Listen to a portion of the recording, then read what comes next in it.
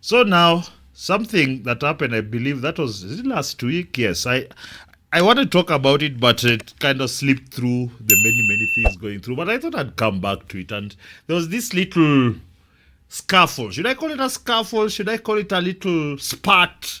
Or a spat between the President Ruto and the Standard Group. So it was just a weird set of tweets that post that Ruto's account put up there, and I wanted to pitia them kidogo. Then we see the response from the Standard. Then I'll tell you all loops, because all this smoke and mirrors, just kawaida smoke and mirrors as usual. Hiyo ndio shida tuko nayo hapa. Where is that? Now let me switch that for ya.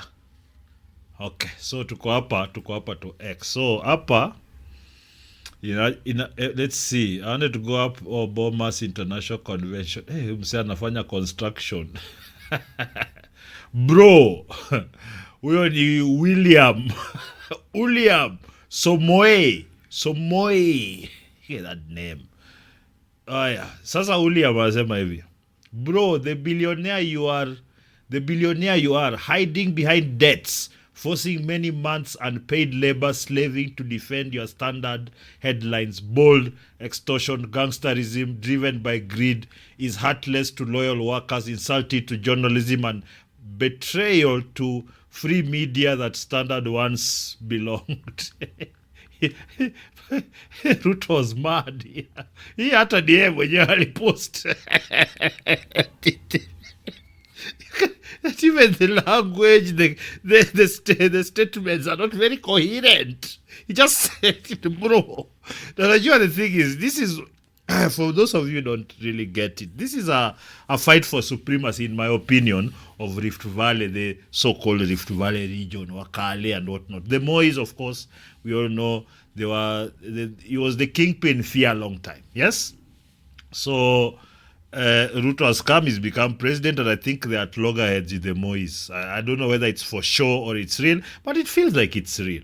So let's just read another. G Moi. So that's, I'm assuming it's Gideon Moi.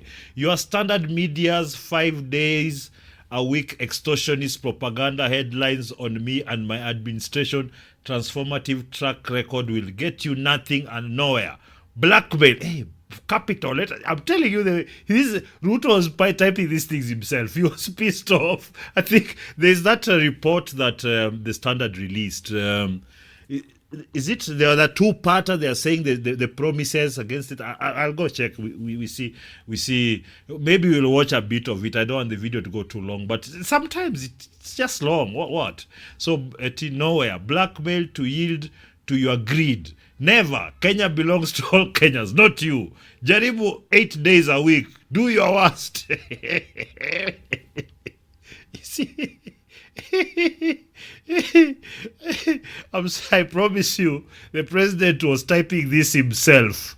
So Kenya, Japan signed at 32 billion shillings, transfer ya magari na nini. Anyway, so that's that. So let's find out what the Standard media response to President Moi's blackmail claim. So the blackmail, they're trying to blackmail him with the reports or not reports, like they're showing what he promised versus what he has not delivered. I believe that's what. Anyway, tutaangalia, ngoja kidogo, wacha tusikie tena anasema. Which goes that when you look in, there is an old saying which goes that when you look into a mirror and find your face covered in mud, you do not break the mirror, but instead look for a solution to clean the mud off your face. Yes. I'm sorry. I hate the way these mainstream media guys all talk. Yo kitu ya Kenya media. Inaitwaje? I've even forgotten. Oh my goodness. Yeah, the media school here, Gava. They all just, yes, sir, we're coming, yes, sir, the wrath has been laid. They can't speak. It's mediocrity everywhere. Anyway, tuendelee. But for President William Samoei Ruto, it appears he has decided that rather than clean the dirt and blemishes on his face, he would rather break the mirror. Here at the Standard and KTN, we made a decision that we would speak the truth even in the face of intimidation. Okay, now I need to address this thing so that you guys are. I have no issue with them doing the report or this the promise versus the delivery. That's fine. That's what media houses are meant to be doing. But on this other flip side, you have to understand that Gideon Moi is fighting him using his media house because this is their media house. So you have to take this rather nuanced position that yes, he has not delivered on these things and whatnot, but also realize it's the Mois. They also delivered on nothing. And they are fighting that war, but what they are trying to use is you. So as long as you're informed enough to understand that's the situation, you can make the decision either way you like. Maybe you like Ruto, maybe you like the Mois, or you like neither, or you don't support whatever the situation might be. It's always important to be armed with the right information, at least the right context of this situation, because now this is a fight between Gideon Moi and President Ruto. That's what it is. If you melt it down to the fundamentals, that's what it is. Now, to go ahead and do reports, that's why you have media houses. That's why politicians own media houses. They have to form the narratives that you guys believe. So a lot of the things here, both of these people, they're not telling you anything that you don't know, really. You already know. They're not delivering. Wherever local you are, umeona mahali wamejenga, umeona mahali wajajenga. It's amefanya a lot of, in my opinion, very unnecessary kind of developments going on, other than the infrastructure, say roads and whatnot. This stadium stuff and what, maybe you are doing the tournament, okay, fine, but there's a lot of these other low-cost housing plans, whatnot, because I am not big on government doing business, because they're always inefficient, they always undercut the actual market, and it just brings a lot of problems. But at the same time, there's a lot of money is disappearing into people's pockets. That's it's actually quite it's quite atrocious, and we know this because all these projects, if you really wilt down the amounts, they don't match what is in the budgets and what has been lost. Nonetheless, this is things that you know. So I just needed you guys to understand that while the Mois here are giving you information that you already know, it is not for the purpose of helping you. And Ruto trying to insist, we are building. If you feel it, fine. I don't. All I see is high taxes. They're looking for more ways to tax me. My little money that I make, I'm trying to buy equipment. I'm trying to do this. I'm trying to invest. Have 2 more people to work with and pay those people. But you can't, because everywhere, the cost has gone tremendously higher. So you can't. It's difficult to scale. So there are actual things. And the problem we have is that because there's so much money missing from circulation and a lot of people not getting paid, there's just a miasma. The government has almost 1 trillion shillings in debt to local suppliers. Imagine, like some guys have stayed 2-3 years, have never been paid. So there's all that money that's been tied down because the politicians have to keep it for the campaigns. So they'll do what is necessary to keep you interested.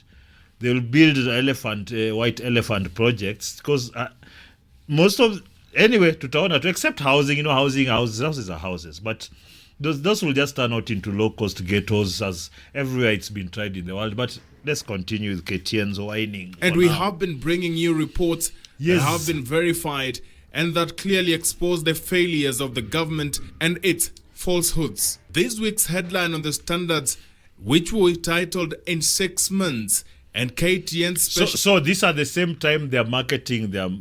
You see what's happening right now as we are watching. They are marketing their Gazette and the report they did, so you can go watch at the same time, because they describe very clearly on a graphic, titled "Ruto's Gallery of Lies" appears to have given the president a heartburn, prompting him to issue statements that ridicule and threaten the practice of journalism.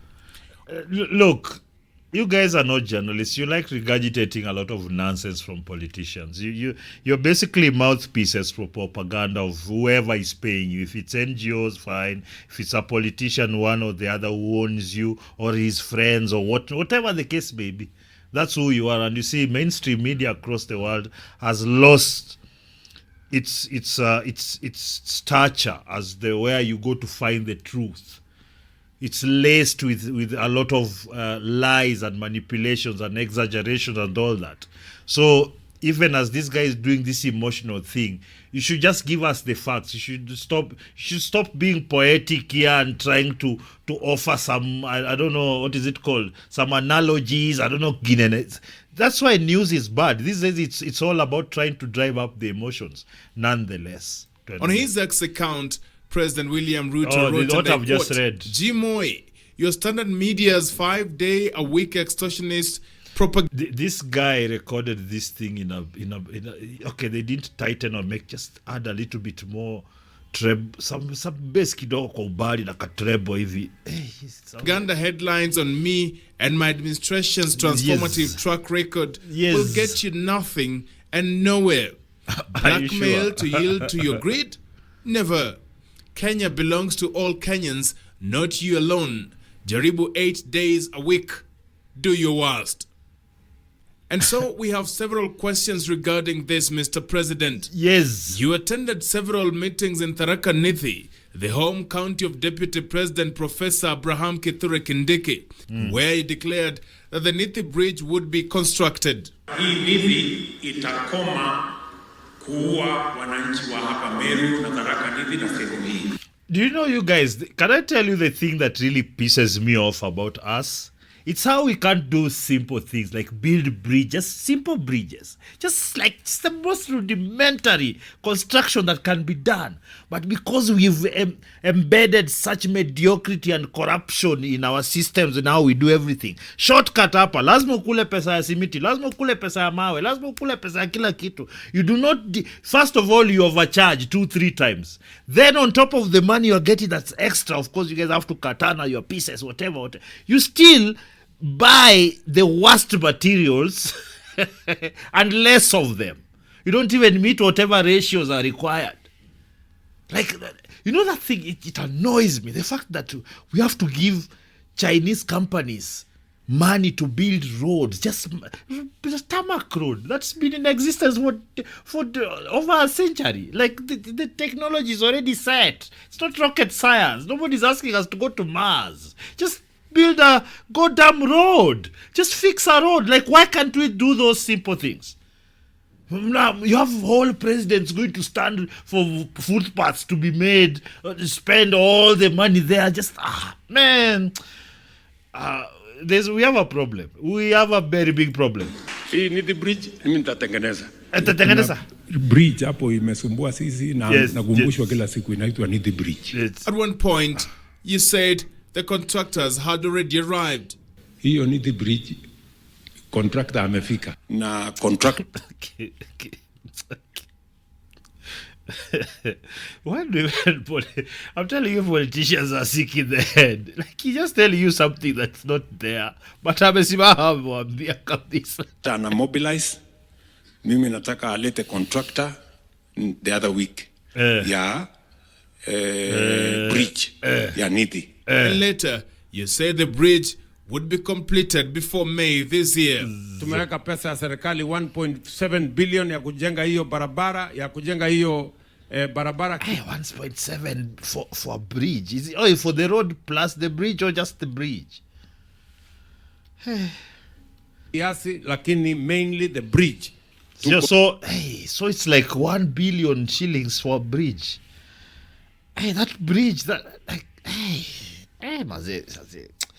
Maze, we don't have that kind of money, man. Like, these guys, man, what the actual fuck? Kuna solution ya engineering na tuko na pesa ya kufanya hiyo kazi. Okay. Mr. President, this is already June. Was the bridge completed? Or should we say you are still counting 8 days a week, which is why May has not yet arrived? Let me begin from Western Kenya. Government contracts, government execution is extremely slow. Which the bureaucracy, the corruption, the nonsense, the backbiting, the riddles. It's just like, you're dealing with people who have no honest bone in their body. and they just want to take everything. It doesn't matter what the fallout is. Tutadili nayo. Umechukua hiyo ya dawa, tutadili nayo. It doesn't matter. And you see, that's what scares me about this crop of politicians. Forget Ruto. Hii tunajua. Everybody around him is like him. Everybody, hata muli, hata ule mnapenda ako kama yeye, wanachukua pesa. Forget these people are putting for you iron sheets as the packet, then you start praising them. Like the standards are so low. Like you just kitu yote tu hata mtu akikuwekea a shed for boda. Like no man, that's nothing, man. Like that's not even their job. Like the council is supposed to do that wherever the location you are. But you're allowing politicians to grab this thing so they can take more money. Like, we are a bit sad, I'm sorry. During your visit to PAG Church, you personally promised that Labor Day celebrations would be held at Kidundo Stadium, which you said would be completed within 6 months. Mr. President, were those celebrations not eventually held at Tavakali High School while Kidundo remained a dusty ground? Kenyans, they did the thing with the stadium. Munachimba, munaacha hapo do inaenda, munaenda Just take the money. Just dig up the place, mess it up, but just go away. Who cares? But the fallout. They don't give a damn. And you see, it's very, and I find it's very dangerous for us as citizens to start dealing with these politicians in a manner that is suggests that some are better than. I have not seen people are better. You see me where you can the rhetoric can be what it is, but I want to see what you've done on location with the time and the resources you've been given. What have you done in your county or whatever it is? What have you done? That's all that it matters. Me, I don't care about words anymore. You guys can talk all the sweet nothings you want. It's okay. You can romanticize about what you want. But umejenga nini? Yeah, it's simple. What runs well? Can you say, I have the best medical, I have the most efficient what? I have the best this. Where is it? And by best, I don't mean like best in Kenyan standards. Like we are talking, because me, nimetoka hizi standards zenu za ujinga. These silly standards that, but at least kwende huko. I don't want at least. I want the standard minimum. Second world, at least. Second world standard, at least. Iko. Wapi? Tuoneshe hiyo kitu mnafanya kwa county so that we know you're not like him. Because the thing is, we keep adding, we keep falling for rhetoric all the time. Oh, hustler nation. Yes, we are going to take the power from these families. The person telling you that has been in politics for 40 years. Like, kichwa yetu haikuangi poa. 6 months' time, the stadium in Wote will be complete. In 3 months' time, the stadium in Chuka will be complete. Mr. President, who was it that told Kenyans they would make phone calls free of charge once he became president? No, there's nothing like free, my friends. Making phone calls free of charge. Nani Alice? Yeah, you should have not believed that. You think that because the only way that happens is that they take taxpayer money, that means they tax us more to pay the telcos for the service. There's nothing free.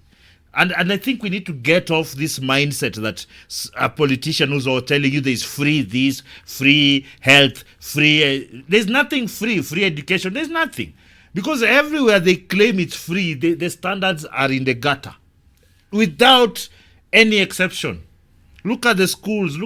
Everywhere they claim you're going for free, whatever. The standard is at the bottom. Service delivery at the bottom, everything. There's nothing for free. And on top of all that, we need to get out of the mindset that we want government to do things for us instead of just creating the environment for us to do things for ourselves. We don't want to solve our own problems. We want to run to the government. Oh, mother, we run to America. Oh, we run to China. Like we have no self-respect. No bone in our body has to say, by the way, I need to do this thing by ourselves. Nothing in the Congolese psyche says, by the way, we need to sort out this mining of this Kobashe. Yeah, nothing. Like, it's nothing. It's just all crying. These people are coming to exploit our natural resources. Shut up. You don't know what to do with cobalt.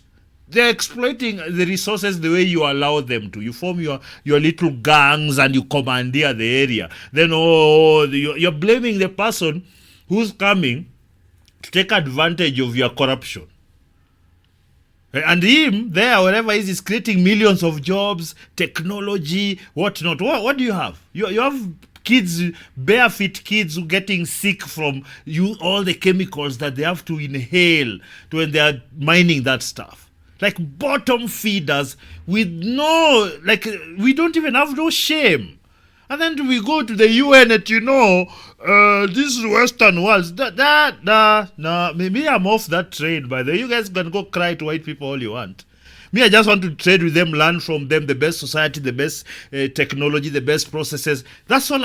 I'm not here to deal with your myopic tribalism or white. Shut up. I don't care. It doesn't help us. Look at this now. Look at this. Yes, you are documenting Ruto's ills. I want to see a documentary about Moi's ills now. Yes, let's be a media house, yeah? Let's have everyone. Every governor, we want to see their ills. Everyone. We want to see all the MCS. That's what you should be doing as a media house. But every day just feeding us garbage. You get your internal squabbles, your political games. I'm not going to watch any more of that because I know where it's going. Yes, they are right to report on the things the president claimed that they have not done. It doesn't shock me that they are not done. Primarily because you have to be a buffoon to believe these politicians when they promise you something. They never deliver. They never do. They never deliver on one damn thing, but you keep giving them power repeatedly. Kila wakati, siji, my guy, siji, you, this is my tribe, siji, I am with who, siji. Like, God damn it, people. We are cheap. Like K Street Langas, but even those ones are expensive. We are just cheap. just taking peanuts for political. You're just handing over political power to the mediocre people just for peanuts. 200, 500 panjo, whatever. Kazini yangu aliandikwa. Sijui mtoto wangu aliingia polisi. Tunawajua nyinyi bwana. You are comfortable where you are in this corruption. Ama vipi? Ebu niambie huko chini vile mnasikia kwenye law juu hiyo story. Subscribe.